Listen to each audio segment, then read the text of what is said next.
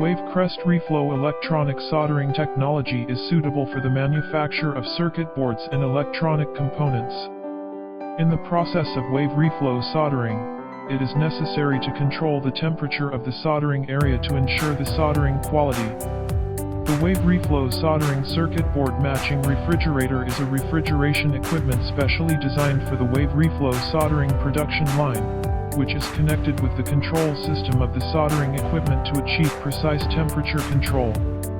In the wave reflow soldering production line, the refrigerator can play an important role in multiple links. First, in the preheating stage, the refrigerator can control the temperature of the welding area to ensure the stability and consistency of the welding temperature.